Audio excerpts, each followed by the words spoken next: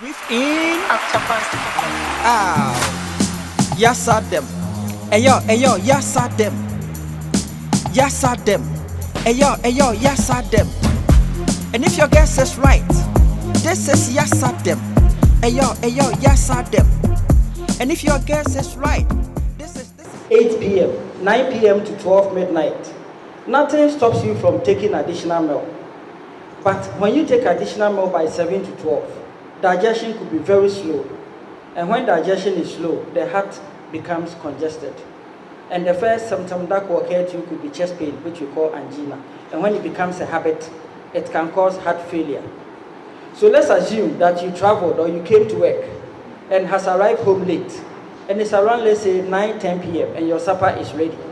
Then since digestion from 7 to 12 is slow, when it happens, just keep your food and wait until 12:30 midnight. So daybreak or good morning, start from 12:30 midnight. So 1 a.m. at dawn, 2 a.m. at dawn, 3 a.m. at dawn, it's morning, it's daybreak. Whatever you take at that time may successfully break down.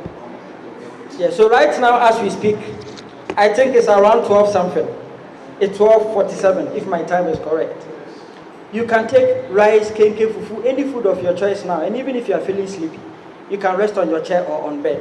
Digestion is still quick, but not a time ranging from 7 p.m., 8 p.m. to 12 midnight. At that time, digestion is very slow. So when there are chest pains, first of all, check the time you take your supper. If it's late, then you change and eat at the right time, or else you may go around for medication. You may not get your permanent relief when there are severe chest pains, and that can result to severe angina, causing heart failure. The second cause of angina is excessive meat, too much meat. When most of our meals are high in meat. So let's cut down or reduce our intake of meat. Even if you are O positive, just reduce it. Okay? Yeah. Okay. So let's come to the third cause of angina. I'm just making it snappy because of the time. The third cause of angina is excessive sugar, too much sugar.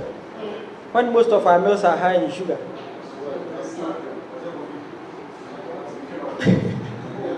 Okay, so when we talk about sugar, normally we all figure out the rare sugars, the cube and the brown sugars. That's what normally comes in mind, isn't it? So I won't talk about them because we are all aware, but there are other sugars we consume every blessed day, but we don't figure them out. With that, I'm going to pinpoint about 7. Consider them too as sugar and reduce them. So honey is one. Ripe plantain is also another one. Fruits, soft drinks, already packed tea, past tense of pack, already packed tea, yam and cassava. All these ones are sugar. Okay. So now, let me take them one after the other. When you bring a small sample of honey to lab for test for sugar, it has the highest sugar among all the natural sugar additives. But since the additives in honey are good for children, they can take it every day because children need sugar. They don't need it excessively, but they need it.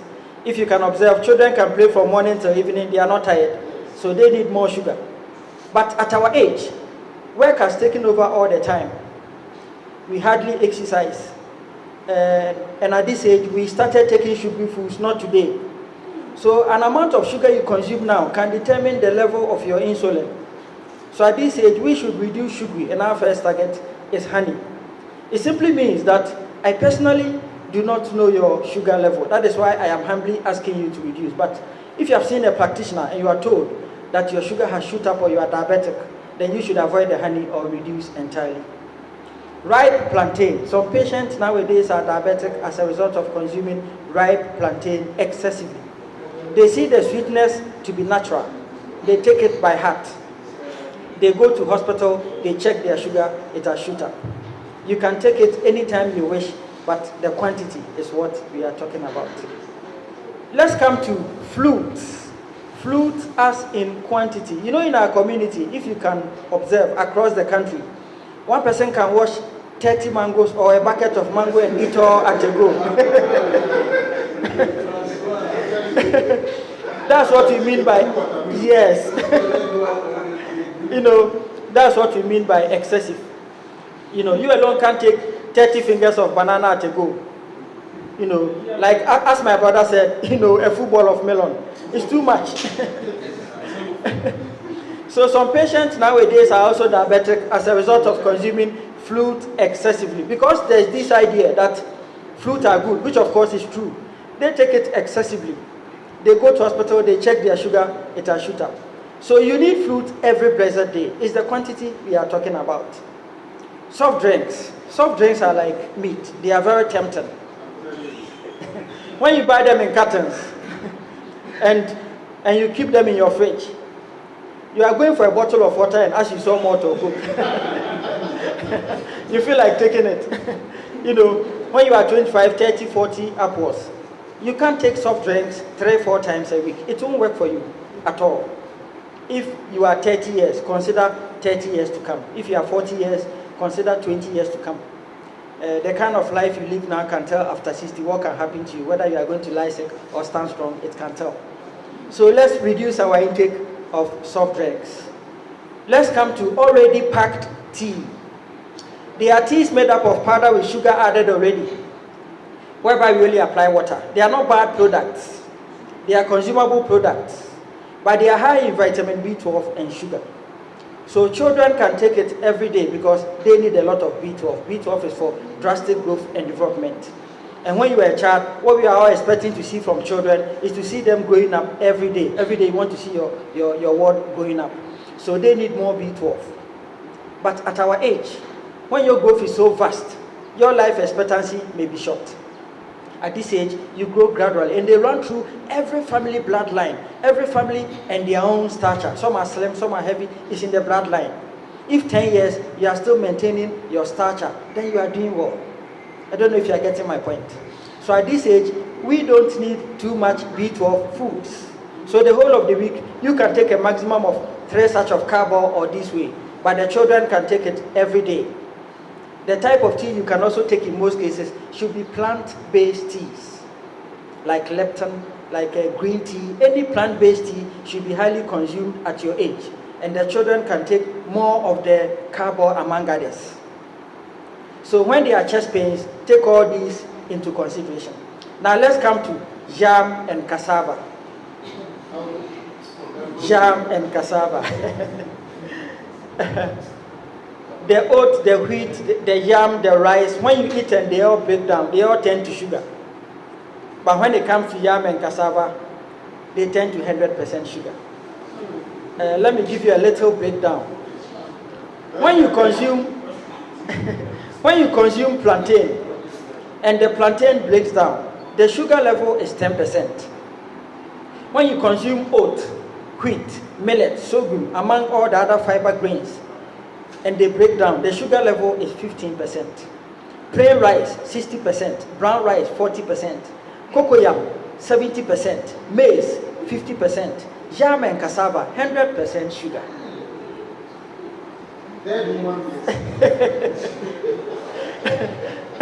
So some patients nowadays are diabetic as a result of consuming yam and cassava excessively.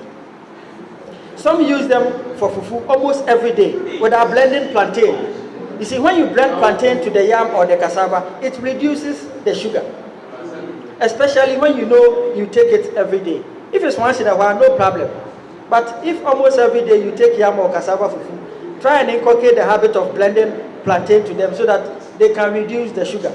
At times, even your yam fufu, sometimes even the soup, there's no flavor, no, there's no contomble, no ayoyo, nothing. It's just a plain, so we should try and then be blending plantain to them, especially when you know it's part of you. When you know, if it's once in a while, no problem. Okay, so when they are chest pains, take all these into consideration. A year ago, we visited a secondary school. We have just arrived on the scene, and we were told that the matron went to the market to buy some few things, and she had an attack at the market. But she was able to recover, and upon her arrival at school, she couldn't tell anybody what happened to her at the market. So she was there, and then a trail occurred, and she passed on. So I confronted the assistant matron to question her, and the answer she gave me is still in mind, even though it's a year ago. I asked her what the lady has been experiencing. She said anytime they are at the kitchen and the matron visit them, she quickly leave the kitchen and be holding the chest, complaining it's paining her. Similarly, we had a talk with a bank, and I was told that the operations manager was on the table, just resting on the table. They thought he was tired, not knowing he has passed on. And according to the manager, he said anytime the operation is on the monitor, he often holds the chest, complaining it's paining him. So I hope my guess now is good as yours. So the clinical picture of heart failure, it comes as a strike. It comes as a strike. You are sitting, you are standing, you are working, you just collapse and you pass on. But majority do often hold their chest, especially the left, complaining is paining them. So when their chest pains, see a nearby doctor for early attention. The second sign of heart failure is palpitation. Palpitation, when you palpitate, when your heart is beating extreme fast. It's also a sign of heart failure. But there are conditions where you can palpitate, which does not necessarily mean the person is sick. An example is when a lady is pregnant. When they are pregnant, because their child solely depends on their blood to develop, they may be palpitating. It doesn't mean they are sick. Also, when you have just engaged in some physical exercise, jogging, skipping, among others, we all know what happens. But when you've not been through all these situations and you always see your heart beating extreme fast, see a practitioner. That is a sign of heart failure. Let's come to breath limitation. You can call that limited breath or shortness of breath. That is when you have difficulty in breathing. It's also a sign of heart failure. Back in the days, you can do a lot of physical exercise, jogging, skipping. Nowadays, compared to first, you do a segment, and just after a segment, you are giving up. You wear the face mask for some few minutes, you are exhausted. You feel like, taking it off. Okay. You climb first, second, third floor, you feel like sitting down. You are having sex with your partner, each time reaching your orgasm. Breathing is always difficult. They are all signs of heart failure. It's not a natural phenomenon at all. You see a practitioner for early attention. Now let's come to the fourth symptom. The fourth symptom is hypertension. That's BP. I think we are all familiar with BP. It's one of the most popular ailments among all other ailments. When you are pregnant and you are hypertensive, it's likely the lady may go through cesarean operation. It's not good to be hypertensive at all. Nowadays, young folks from 20, 25, 30 are hypertensive. It can cause glaucoma, which is blindness. And the symptoms are that nowadays you want to read, and when the paper is closer to you, rather you see the letters blur until you try bringing the paper a bit far before you can see the letters. You have to be checking your BP often. See a practitioner to prepare some nutritional guide, among others, and BP is the cause. The same BP can cause chronic kidney disease. The symptoms are that nowadays you experience swelling on the ankle, and when you are fair in complexion, the swelling is associated with a change of skin color. First thing, you go for a kidney test, and BP is the cause. When you are dark in complexion, you see that spot to be thick black associated with the swelling. Another symptom, you shout, you cough, you laugh, and anytime you do so, you experience severe sharp pain at the lower rib where the kidney is located. You go for a kidney test, and BP is the cause. The same BP can cause stroke and heart failure. We did an assessment, and based on our assessment, 60% of our hypertensive patients were men of God, teachers, and official workers. We all know the work of men of God. They stand and preach. They do counseling. They get emotional, among others. Teachers also stand and teach.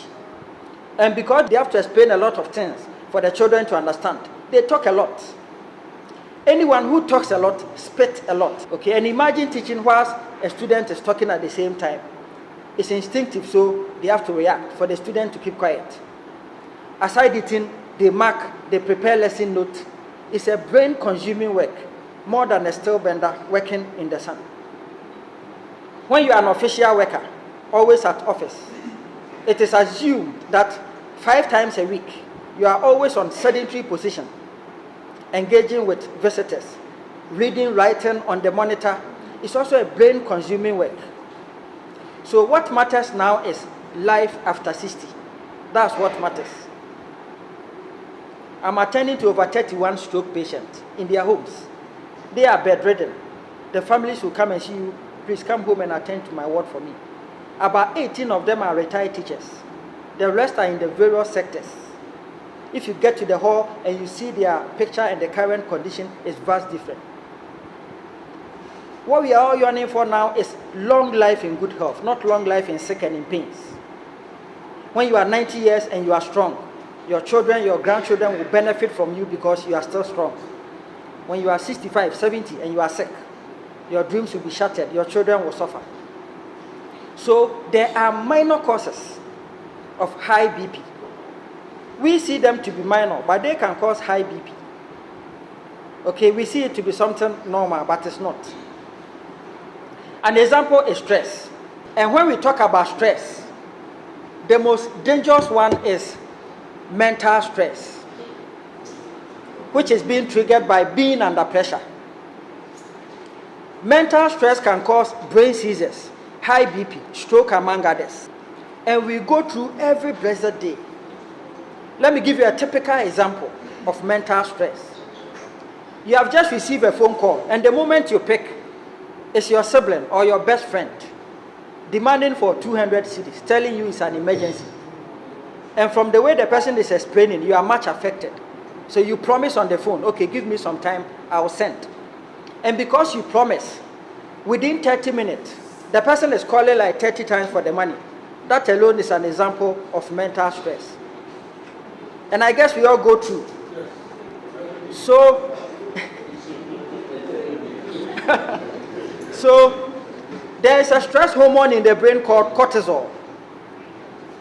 The cortisol prepares you towards every emergency. Without the cortisol, you can receive an emergency and you can collapse. Let's assume that the one in need of 200 cedis is John. So now your cortisol has just recorded it as John. It's now an emergency. You know you have to send somebody. So anytime you receive a call and you check and it's John and the 200 cedis you promised is not ready, the cortisol will quickly cause your heart to beat fast and open your breathing rate for you to cope. Are you getting my point? But most of us, when we promise to send somebody and the promise is not ready, most of us, when the person calls, we don't pick. It's a bad habit. We don't pick. You are trying to signal the person that the money is still not ready. That's why you are not picking. But a receiver, they won't stop calling. They will think when they stop, you forget to send. So they will keep on calling. So you are supposed to pick. If you don't pick, the cortisol will keep on causing your heart to beat fast. So let's say, are you getting my point? I'm giving you a typical example.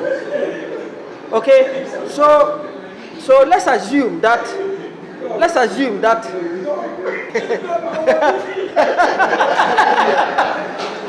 okay, so let's assume that you are not picking. Okay, you are not picking. Then all of a sudden there's another emergency. This time it's your son in school, also in need of money. The same cortisol will cause your heart to beat fast and open your breathing rate. Now the cortisol, once you are sitting down, your cortisol will signal you, my friend, there are 2 emergencies and you are still sitting. What are you doing? Are you getting my point? At that time, something will be running through your mind to the extent that I can say, good morning, gentlemen. He has seen me, he will not respond. It's not as if he's at loggerheads. But currently there is general internal meeting. That's why he's not minding. Okay, because of what is running through the mind. Are you getting my point?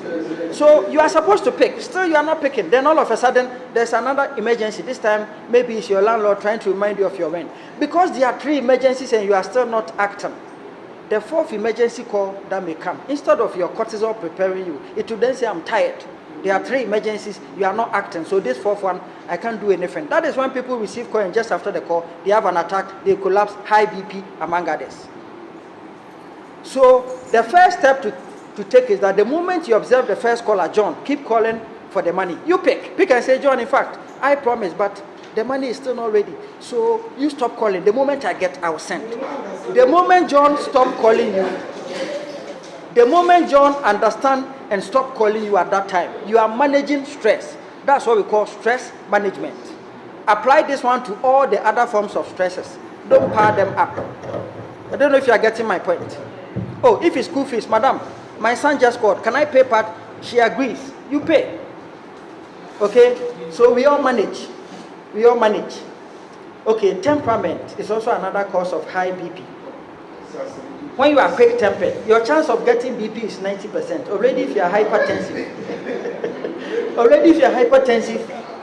it can lead you to your grave. Are you getting my point? If you look into the family history of patients who are often quick-tempered, they normally don't live long. Even if they do, it's associated to cardiac problems. Try not to be quick-tempered at all. Don't shout when you are very angry. The heart hypes. Anything can happen to you. Don't plan revenge in your mind. Don't plan revenge in your mind.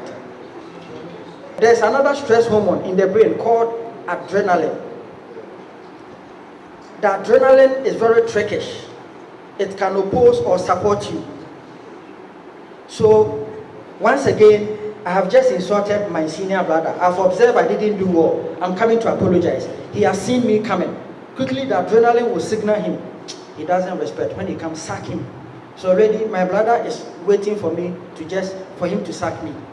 Quickly, the cortisol will respond. Oh, forgive him. You know, this young guy is there harsh. When he comes, just forgive him. There are two stress hormones. You always have to be extra alert before you take any decision. It's very important. So when you plan revenge in your mind, even when you are not ready for the revenge, whilst you are sitting thinking about yourself, the adrenaline is just reminding you, my friend, when are we striking? When are we striking? You are wasting time. You see, the heart may hype. Anything can happen to you. So don't plan revenge in your mind. If somebody bites you, do not bite back. But you can choose not to avail yourself for the person to bite again because it's painful. I guess we all know it's painful. And don't go around making peace with people whom you know are not willing to make peace with you. You end up getting BP for nothing. Already in their mind, they have planned not to make peace with you. Forgive them, free your mind, make peace with them at a distance. Even though you are not seeing the person, in your mind you know you've forgiven the person. Learn 4 words. These 4 words, they stabilize and maintain the condition and the state of the heart. They don't cause the heart to hype. They are sorry, thank you, forgive me, and please. Even when you are offended, learn these 4 words by heart. Even if you are offended, learn these 4 words. Then finally, practice your cardio exercise. I came here purposely because of the cardio exercise. It's an exercise of the heart. When you have an attack, when you have difficulty in breathing, even when your temper shoots up and you apply it at once, it will just calm the heart down. Among all the exercises, the cardio exercise comes up first.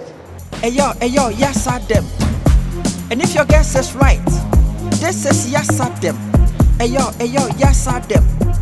And if your guess is right, this is yes, I them. Yes, I them. You are welcome to the fitness world, where age is just a number. Ayo, yes.